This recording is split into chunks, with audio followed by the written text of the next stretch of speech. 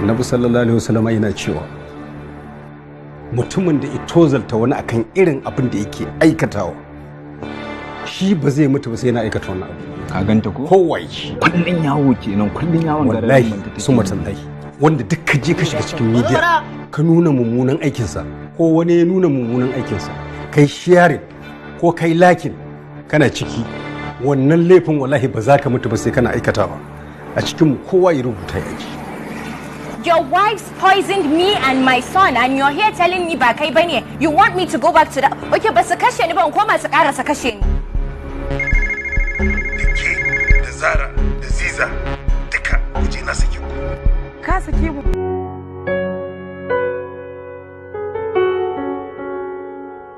Ina so kasancewa ka shigo rayuwata ka canja ta gabaki daya. I'm indeed a lucky man. Kina da kirki, kina da kyau, Kai mun abin da mutum. kina da kyakkyawan nasaba, Amma mutum zo har gaban ke miki. sannan kuma you are industrious. Shikenan. Allah ya ba mu zaman lafiya, ya ba mu kwanciyar hankali. Dan zaman ki da anti. Daula, Wali ne AFCC suka zo suka tafi. Sharif ina ka je jiya ka baka kwana a gida ba.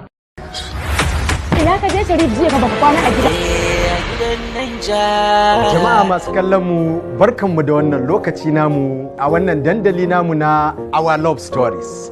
Sakon 50 daidai bata ce mun uffan ba. Ya ce ya zo min da tayi ne cewa idan na yarda zan saida masa da soyayyar da nake wa Safina zai siya naira miliyan 1. Na zama ban da wani aboki sai Salma ta daina sauraron kawaye sai Tunda kana da kuɗi, Yasir ina son in siya maka da matata.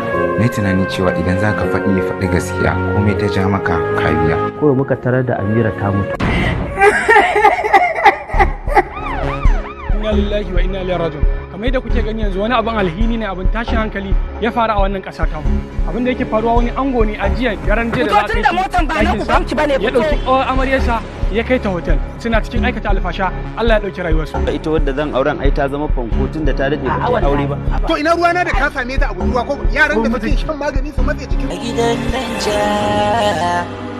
bayan na ka zauna a gidana na ciyar da kai na shayar da kai karshen ta kaje ka kashe min yara shine zaka ga wannan magana? Ba ni na kashe miki yara ba. Ke da kika je kika shirka ma ba mu ji abin kunyar da kika ba. Ato, Alhaji daga ganin ka fa kana jin daɗi.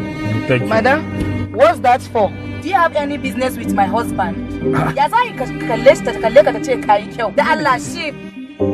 Na ce ba, ko za ki iya komawa kusa da mijinki ko? Idan na ga wutarsa ya ɗan fi kyau. Me za a kawo muku? Ko da yake ya Sharif na san ka fi son coke. Ke kuma me za a kawo miki bayar Allah? Coke ɗin ne ma za ki kawo. To sai dai coke ɗin kuma guda ɗaya ce. To ai ko kwalba 10 ne. Ɗaya za ki kawo. Kurɓa muke yi. Daula bismillah zo in introduce ɗinki ga wata former schoolmate ɗina. Me amfanin introducing ɗina ne da ita bayan ba sake haɗuwa da ita zan yi ba. Ke ni yanzu da mijina in zan yi soyayya da shi tun a makaranta da min soyayya da shi. Daula me haka ne? Baki san yarinyar na sikila ba ce? Ya ruwana da sikila ya ta zauna kusa da kai. Abinci kika fansa abinci ki. Ka you guys. Yaron nan Farida ya aura? Yanzu wannan shine babanka? Oh my god. Wannan wace irin masifa ce? Ba na son kina raba ta sosai. Da ni da ke auren soyayya muka yi.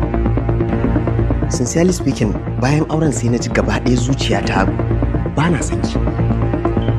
Because I don't find you attractive anymore. Ya za yi ka ce min mace ɗaya ka aura bayan aurenka har guda 5. Alayyaro in anya a sayyaro daɗi. Alin yaro mai tsara a sayyaro ya zo. Alayyaro.